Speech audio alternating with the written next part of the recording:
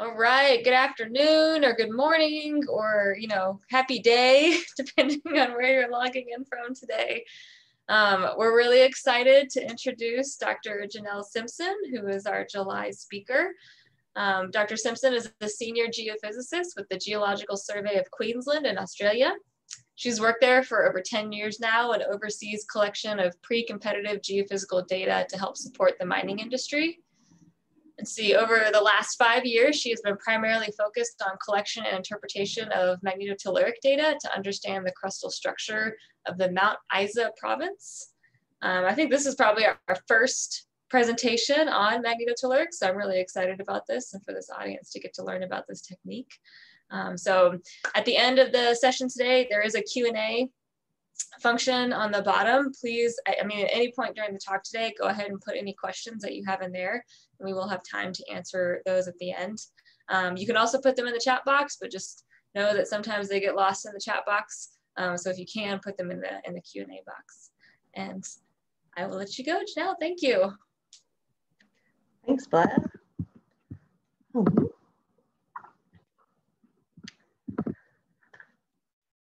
So the talk I'll give you today is really trying to unpick the reason why we're using magnetotelluric data in Queensland.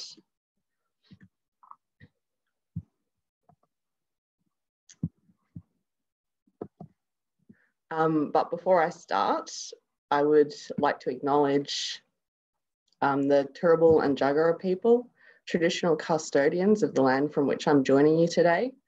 I would also like to acknowledge all of the traditional custodians of the lands upon which the work I'm showcasing you today took place, and I pay my respects to their elders past and present. This sort of work doesn't just happen for one person, they're really big programs. And so I also wanted to acknowledge all of my Queensland Government colleagues, my Geoscience Australia colleagues, and acknowledge that a lot of the work going on behind the scenes in these surveys is done by a lot of people. And I'm privileged enough to get to present on them. There's also a beautiful contribution made to the community by researchers who make their inversion codes publicly available free of charge. Without these, I wouldn't be able to do the work I do. And then I also want to acknowledge that a lot of the data I'm talking about today is being collected by contractors. So they play a really valuable role in the whole process. A little bit about me before I get going on the technical talk. I did my undergraduate geology degree at Monash University, completed that one in 2009. Monash University is down in Victoria in Melbourne, for those unfamiliar. So that was focused on geology and also potential fields geophysics. And then I also have a PhD from the University of Adelaide, which I completed in 2019. And that one was really focused on magnetotelluric modelling and interpretation. And I work for the Geological Survey of Queensland, which is up in Brisbane. So, sorry, I was just getting my pointer. I've actually been working for the Geological Survey since 2010, and my job there is really focused on acquisition of regional geophysics to supply to both the public and the mining industry. So all of my work focuses in Queensland, unsurprisingly. Bit of an outline for the talk today. I'll give you a bit of background on what the magnetotelluric method is, and then I'll give you some context about where Queensland sits geologically and geophysically. And then I'll show you a couple of very different projects that we've done with magnetotelluric data in the Mount Isa area. So bare bones, what is magnetotellurics? It's a passive geophysical technique. So we don't have an active source when we're acquiring this data. We just put instruments out and measure natural variations in the Earth's electric and magnetic fields. And the reason we're doing this is to try and understand the crustal resistivity. So there's variations in the resistivity character all the way from the surface through the crust into the mantle, and we use MT to try and understand where these variations are. It's the magnetotelluric data itself is defined entirely by the electrical field data that we collect and the magnetic field data that we collect. And this is what the data actually looks like. So some of you may have seen magnetotelluric sections that are beautiful resistivity images. They're a derived product. This is what the process data looks like. So we've got apparent resistivity in the top panel and then phase in the bottom panel. And we collect that information against period. So increasing period is the same as increasing depth. So we go from quite shallow data to quite deep data here on the left. As a note to anyone who's not familiar with electrical geophysics, I will quite often use high conductivity and low resistivity interchangeably. They mean the same thing. So hopefully that's not too confusing. So it's a passive method. So what we're doing is relying on natural variation for our signal. And this actually comes in two forms. So for the higher frequency shallow data, we're relying on global thunderstorm activity. So the thunderstorms create spherics in the atmosphere that are the source for our high frequency data. And then for the low frequency data, which looks deeper into the Earth, we're actually relying on the interactions between solar radiation and solar flares with the Earth's magnetic field, sorry. So as those flares come in and hit the Earth's magnetic fields, it fluctuates and that changes over quite long periods of time, and we can measure those fluctuations. And all of the solar activity varies on cycles that are hourly, daily, and yearly. So it's quite an interesting source to work with. So what it looks like in the field, so we'll go out and we'll collect a survey. It might have 10 sites, it might have 100 sites, it might have 1,000 sites, depending on how big a survey we're running. At each site, we set up an array that looks like this. So we'll have at least 2 magnetometers. So these are put in the ground orthogonally. So we're measuring the north, south, and east, west, typically orientations. They actually look like this. They're quite large, about 1.5 meters long. And so we'll put those out on the site. Sometimes we'll also do a vertical one. And then we'll put out 100-meter electrode arrays. So these are just wires all connected to the box in the middle. So this is the box here. And this is what the little electrode pot looks like at the end of each wire. And then this is the data that we record. So we record 2 electrical channels. So this is the electric field data up the top, and then 2 or 3 magnetic channels. So this is just literally the variation in the magnetic field over time. And that's the data that we record in the field. And then we take that data, do some processing, and end up with something called an EDI file typically. And this is the data that we use for interpretation and modeling processes. So this is kind of how I think about dealing with magnetotelluric data. I kind of break it down into 3 different phases. I've got the initial phase where I'm planning a survey, acquiring the data, processing the data, and then sometimes in that phase, I'll also get some preliminary models produced by my contractors, which is a really nice quick way to look at the data. And then once I've finished the data collection stage, we'll get all the final process data, we'll do some analysis. So what we're trying to do is understand the character of the data, any limitations it might have in terms of noise or distortion. We want to understand what the strike of it is so we can invert it properly. And the dimensionality is really important for modeling as well. And then once we've got a really good handle on what our data is and what its limitations are, we can go into the modeling of the data. So this typically is inversion modeling. And the way I like to run my inversion modeling is I'll generate a suite of inversion models, do a bit of analysis to see how much variability there is, and that's what I call sensitivity analysis, and then conduct an interpretation. So it's quite a long, involved process, but nothing too hard, just a bit of time. So I keep talking about inversion. Again, I'm not sure how many people are familiar with inversion, so I'll just go through that quickly. The easiest way to think about inversion is that what we're trying to do is go from the observed data that we measure in the field to a realistic model of the Earth. So that's from this data, we're trying to build a model of the Earth. So we're using inversion algorithms to do this, and it's a mathematical process. If we knew exactly what the Earth looked like, we would be able to build a model of the Earth and then calculate what data we would observe on top of it, and it would match the observed data perfectly. But we very rarely know what the Earth under our feet is, so we're almost always in the inversion space rather than the forward modelling space. So some of the strengths of the MT method, to my mind, are it's quite low impact. So you saw it's all predominantly hand dug trenches. There's no big equipment. Once we take the equipment out, we fill the holes in. It's like we were never there.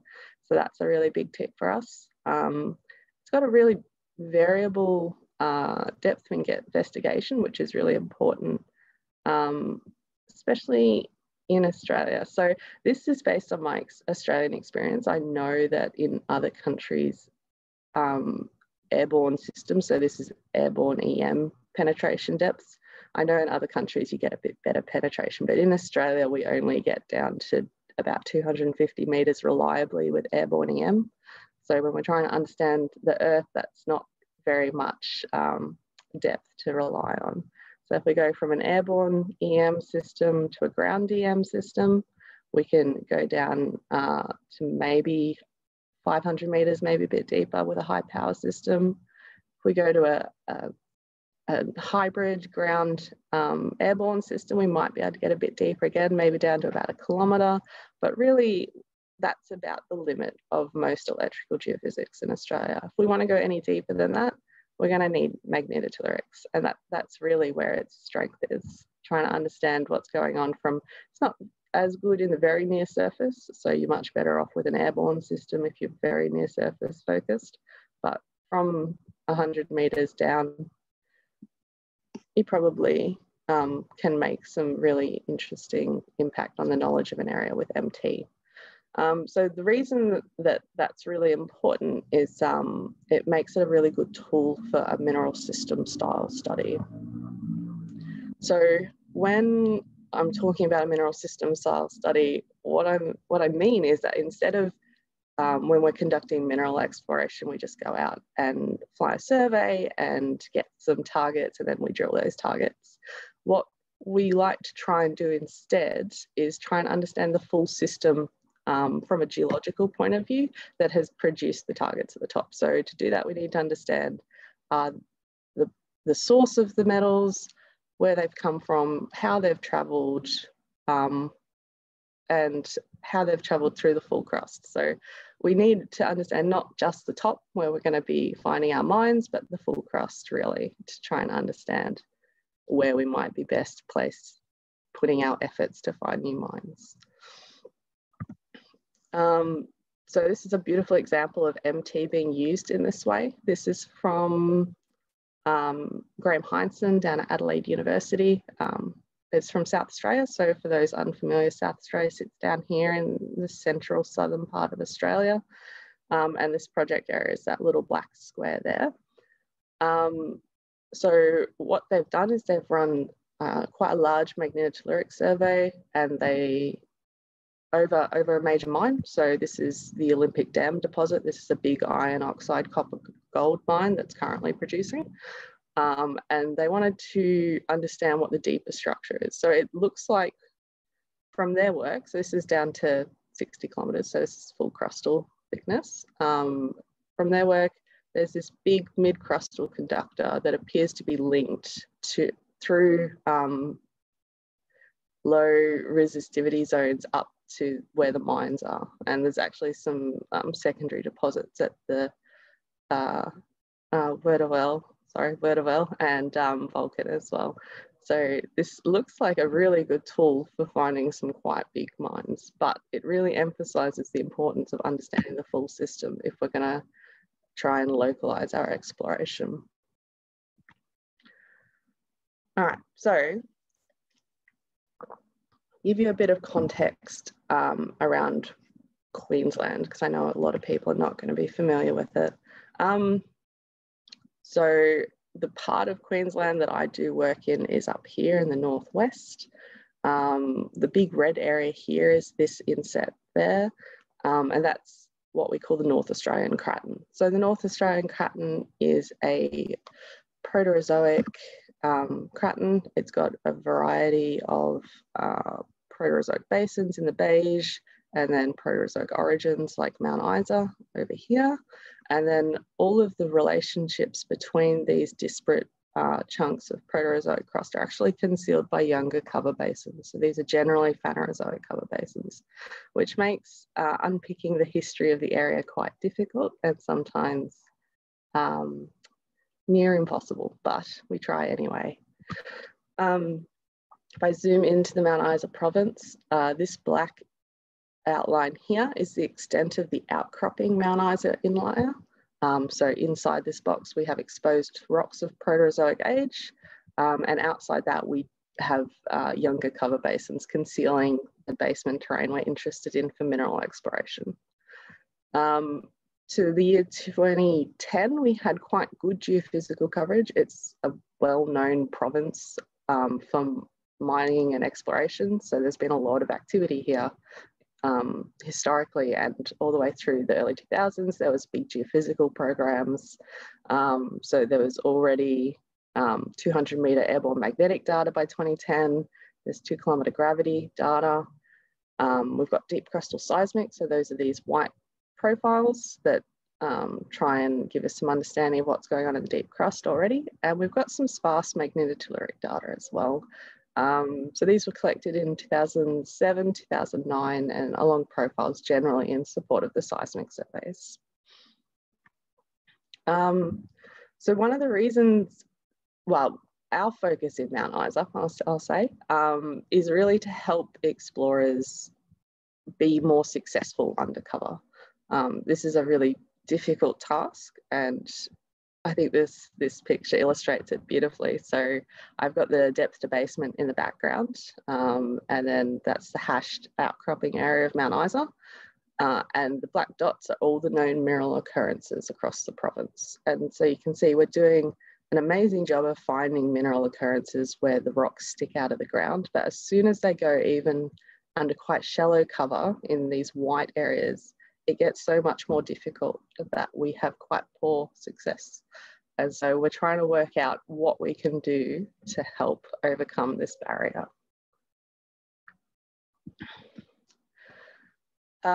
So it's worthwhile considering what cover basins we have. So this image here is courtesy of Geoscience Australia, and this is a project that we've been contributing to, but they're running.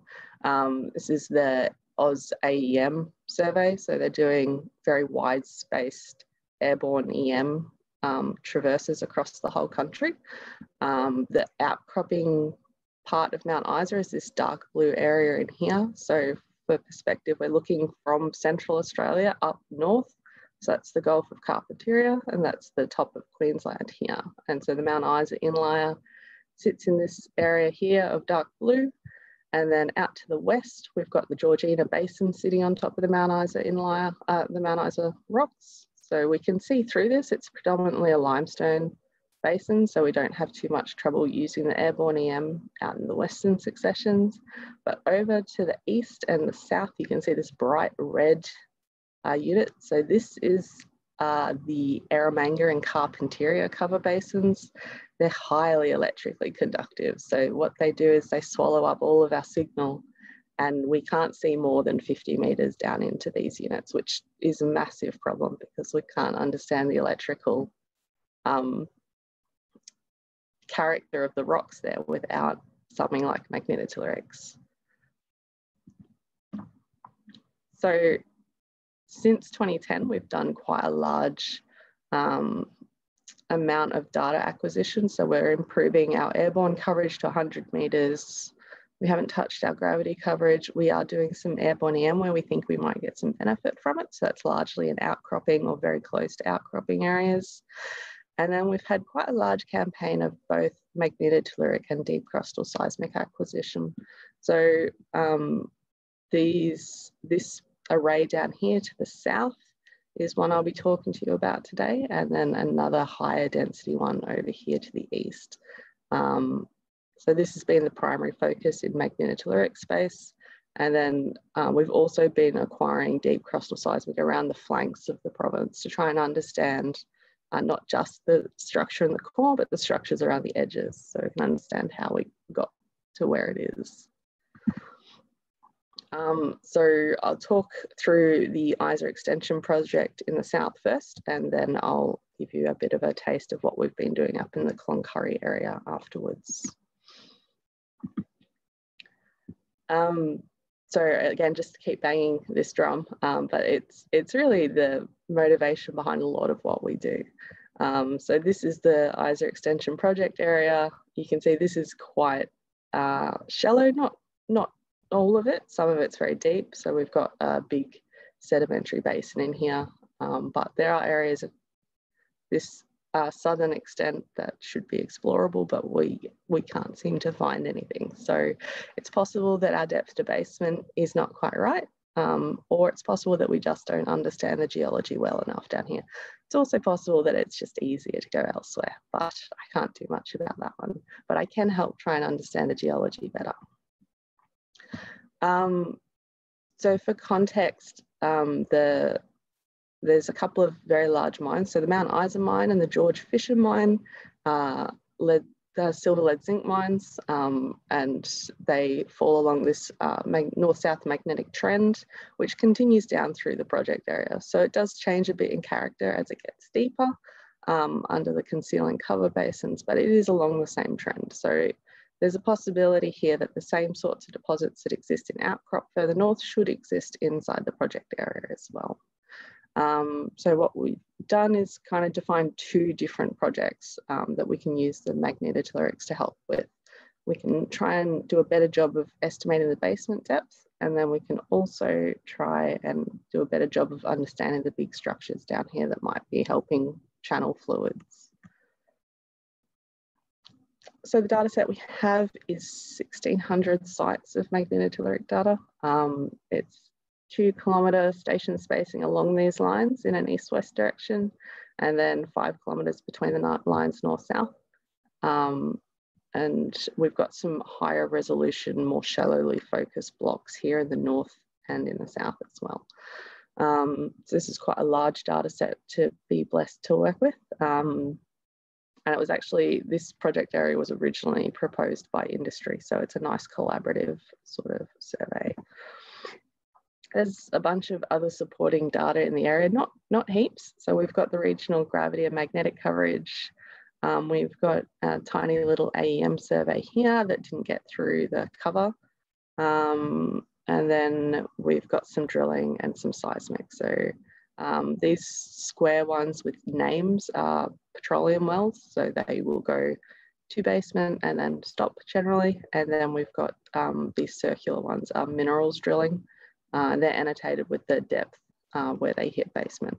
So you can see it's quite deep over in this western part, but up to the north and the south, the basement depths aren't so large to be prohibitive to exploration. So we actually have a depth to basement surface for the area already. This was generated from depth of magnetic source estimation. So what it really relies on is having magnetic basement units. So if I take that surface and do a comparison with the drilling data that we do have, the basement intersect for the drilling is the first number in the pair, and the one in the brackets is the estimated depth from the basement, the depth to basement surface. So in some areas like down here, you can see we're doing a really good job of estimating how deep basement is. And in other areas, especially in through here, we're doing a very poor job of understanding where basement is. And that's just because we've got non-magnetic basement units in here. So I should say that basement is the Proterozoic Mount Isa province crystalline basement that sits under the 2 cover basins that we have in the area, just for clarity. So those two basins are the Georgina Basin, which is predominantly a limestone-rich basin, sits over in the west with all these blue units. And then we've got the Eromanga Basin. So we're right on the edge of the Eromanga Basin. All the pink units here are parts of the Eromanga Basin, and it's quite a thin extent, but it's still thick enough to be very electrically conductive. So there's a bit of a limitation with using magnetotelluric data to try and characterize basement depth, and that is that we can see the top of a conductor very well. We can resolve it very sharply, but the bottom of a conductor is not well defined. Doesn't mean that we can't do a depth of basement, it just means we have to think about it a bit more. So we've gone through quite an involved process to try and get the most out of this data and do the best job of estimating basement, given that limitation. So what we did is we stepped away from the data array to get some information out of the petroleum wells. So we did this for two reasons. One, they care a lot about the basin sediments and have logged them very well. And two, they actually do downhole resistivity to complement their drilling, which is really important for trying to understand what the electrical structure of the area might be. So this is a drill hole that went down quite deep. And then we've got the resistivity data as this squiggly trace. And what we've done is we've taken consistent blocks of that data. So you can see this bit in here in particular has quite a high resistivity compared to the surrounding pieces. So we've taken that as a single block and created this block model of the Earth that approximates the resistivity that we expect in the basins. And then we use this here as our point of truth, generate some synthetic data, and then run some modeling to understand what we can actually resolve with MT data. So we've done 4 different inversion methods, a combination of one-dimensional inversion and two-dimensional inversion to try and understand what we're likely to get from inverting the magnetotelluric data. So in a perfect world, this 2D colored swatch here would exactly match this guy here. So you can see it doesn't. So this helps us build a framework for interpreting the data that we generate in inversion. So this conductive layer in the Georgina Basin is a bit shallower than it should be, and the basement interface is not very well defined in 2D.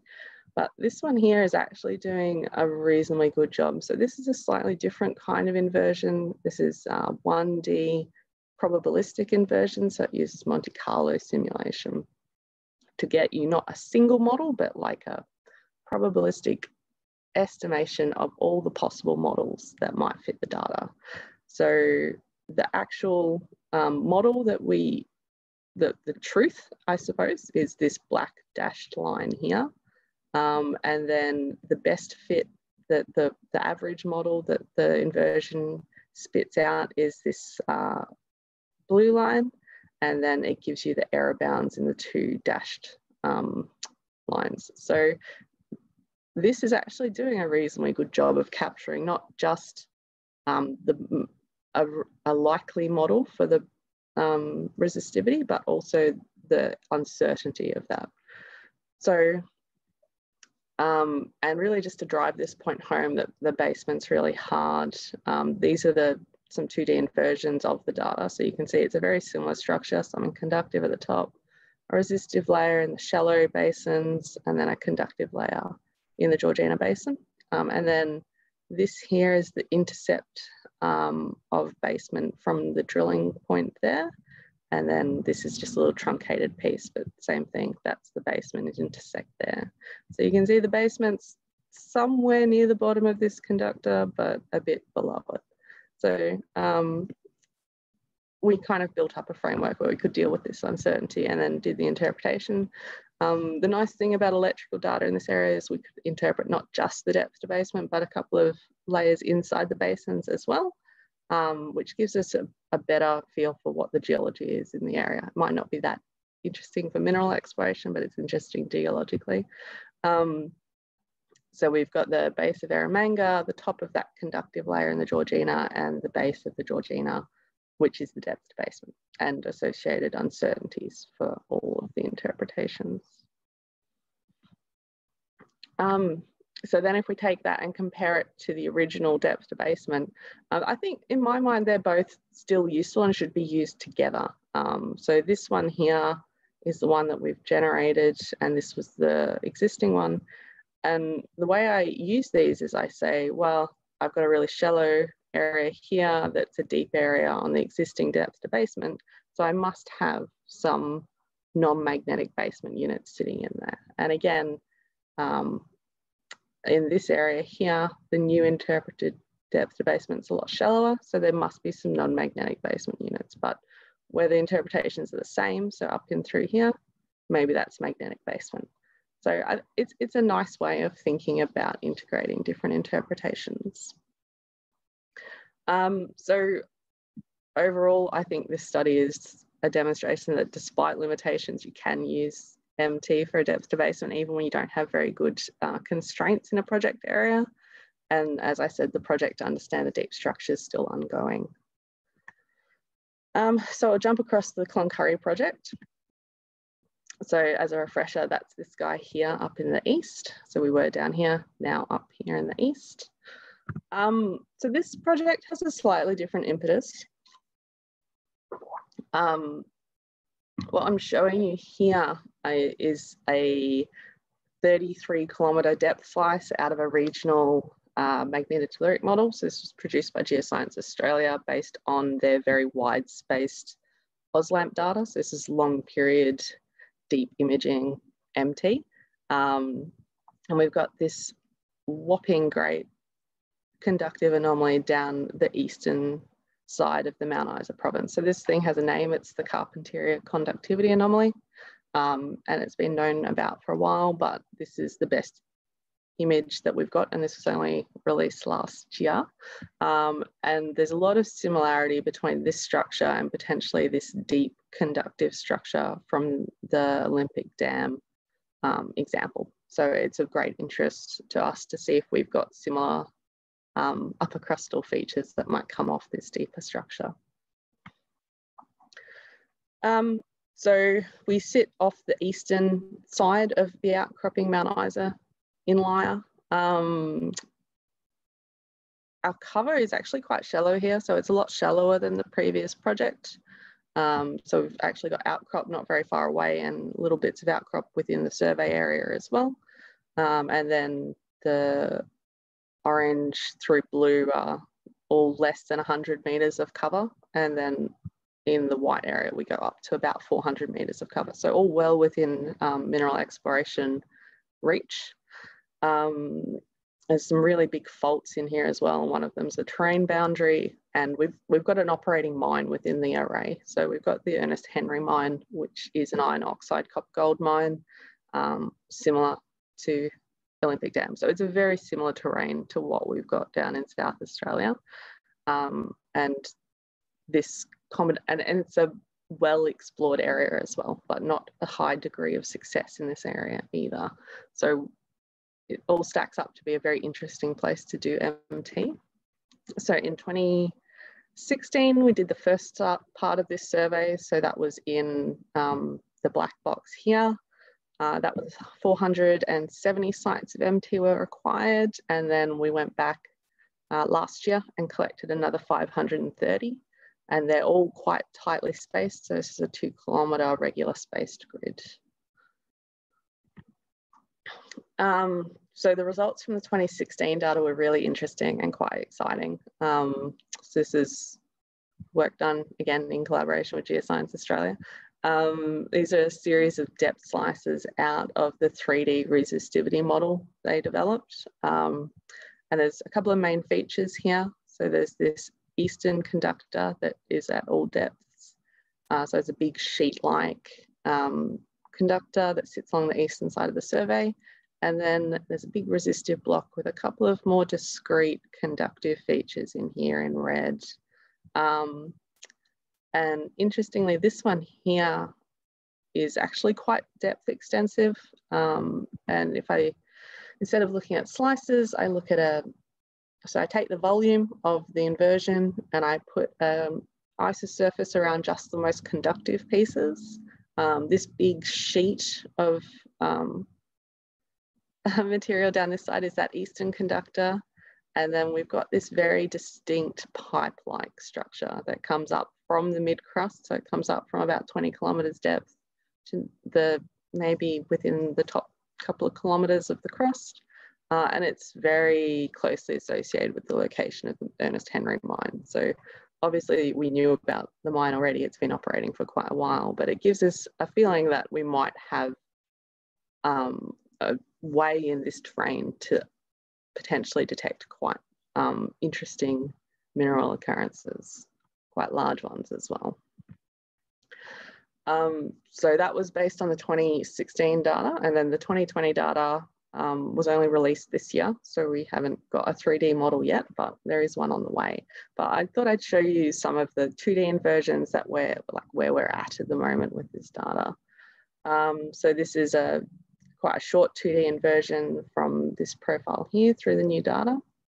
And we've got a big mid-crustal conductor, similar to what was going on in the 2016 data, and then a couple of more isolated upper crustal things as well. So there's some hint here that they might be connected to the deeper anomaly, but we really require 3D inversion to have any confidence in saying this. So that work is underway at the moment. So if I step back from a zoomed in view of just that data and give it a bit more context. So I've taken a line here using a bunch of historic data and some of the new data that we've acquired and compared it to some deep crustal seismic. So the previous picture I showed you was just zoomed in this window up here. So what you can see is there's quite a much bigger structure that those small isolated things are potentially related to. And it's probably stretching the bounds of friendship at the moment, but I think there's a potential that when we model this data in 3D, we might come up with something that looks very similar to what's been imaged down around Olympic Dam, but have to wait for those 3D inversions. So I hope I've given you a bit of a feel for how we're using MT and why we're using MT. If I had to break it down into like my top 3 reasons we're using MT in Queensland, I'd say number 1, it's a really versatile tool for imaging different scales of mineral systems. So we can go all the way from the shallow crust, try and help with the depth debasement problem, all the way down to looking at the full crustal thickness, understanding the interactions of fluids in the lower crust and how they might be moving. So that's all really important for trying to understand our mines. The second reason is it's really well suited to overcoming the conductive cover problem that we have specifically in Australia. So we need tools that we can penetrate through this conductive cover to see what might be hiding underneath. And the third reason is that because Mount Isa is such a well-established terrain, there's a lot of existing geophysics, a lot of existing ideas about what should and is done in the geophysical space. What MT does is inject a novel new way of imaging the Earth and potentially bring some new ideas that might spark some discoveries. So I'll leave it there and open up to questions if anyone's got any. That was awesome. So again, you can use the Q&A section to type questions. But so I have a couple myself right now. So one thing I'm thinking about in particular that we're talking about a lot right now is the critical mineral discussion. So how do you think that this technique will kind of maybe start to explode or become more popular because critical minerals is becoming a really big discussion? Yeah, so we have some critical minerals projects funding initiatives going on in Queensland, and we are using magnetotellurics as part of those funding initiatives. I think probably in Australia, I would say magnetotellurics has already taken off. It's quite a lot of companies, even smaller exploration companies, are already using it to try and target drilling or understand their areas. So I think it will gain in popularity over time. And like the iron oxide copper gold systems are really, seem to be really well suited to MT exploration. So that's obviously going to play a big role in critical metals. Yeah, absolutely. I have a question here from Nick. Why are the depth sections in such a specific depth? Like, why not 5 kilometers, 10 kilometers instead of 1.8? So that is a function of the mesh that has been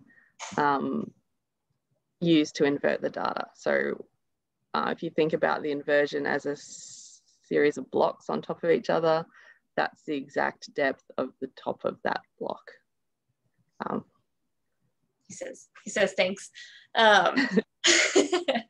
So in terms of time, like data collection too, because again, this one's more new for me.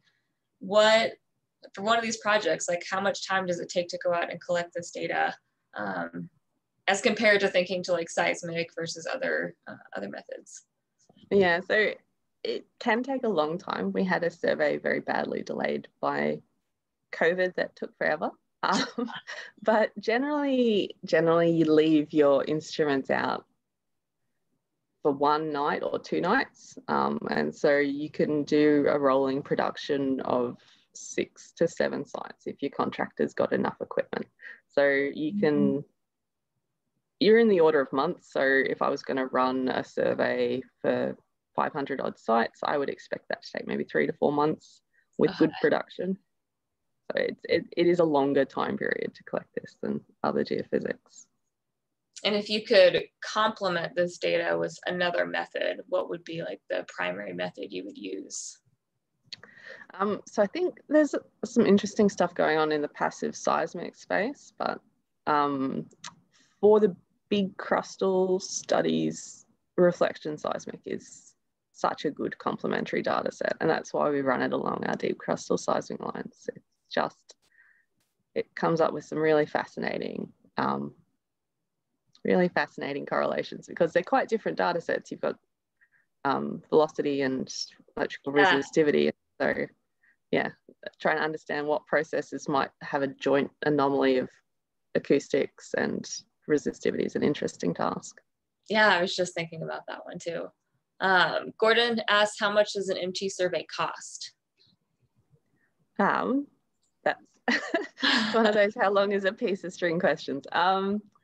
Like broadly, if you're going to be ballparking a survey, quite a large survey, probably $1,500 a site is where you would start for a big survey, right? And that's Australian dollars. I don't know what the conversion to US dollars is. Okay. And then Natasha asked, are there many contractors offering these services in Queensland? So in Australia, we've got two local ones offering the services. So that's Mimbarringer over in WA and Song in South Australia. I think we've got a new entrant into the market coming soon. In North America, there's Quantec. They'll do Australian surveys. And then there's also Nordwest in Russia. So there are options around the world, but there's not a lot at this stage. I'm hoping that there'll be more over time. And then something I always ask everyone, I probably should have, warned you that I was going to ask you this one. But anyone who's wanting to, we have a lot of students, I think, who end up attending these or watching these webinars afterwards. So students wanting to kind of pursue a career with this technique, what would you recommend for them in terms of courses taking or trainings? What would best prepare them? Yeah, that's a good question. So I should have prepared you, I'm sorry. Honestly, it's not that difficult an answer. I'd never heard of magnetotellurics even after doing, I didn't run into it at all in my undergraduate. So if you want to pursue this as a career, you're probably going to have to do a PhD, would be my advice. And then there's a limited number of places you can do a PhD for magnetotelluric interpretation. So there's one in Australia, there's a couple in America, there's several in Europe. So I think I try and identify where you can find the right teacher for your PhD and go chase them. would be my advice. Yeah, no, this is a really niche, unique space. And so that's also kind of why I'm hoping it's going to explode soon, so that there'll be more opportunities to explore it. But we'll see. Are there any other questions from our attendees? And make sure I didn't skip any. Looks like I got them. Well, if we don't have any other questions, I will let you get your workday started. I still can't believe it's so early there, and I'm over here like, yay, end of workday. It's so crazy, but thank you so much. This was super interesting. I learned a lot more about this technique that I didn't realize before, and I think this would be really cool, like as a workshop or something like that, that we could kind of get more people engaged through SEG. So I'm gonna push SEG to expand this topic to our audiences.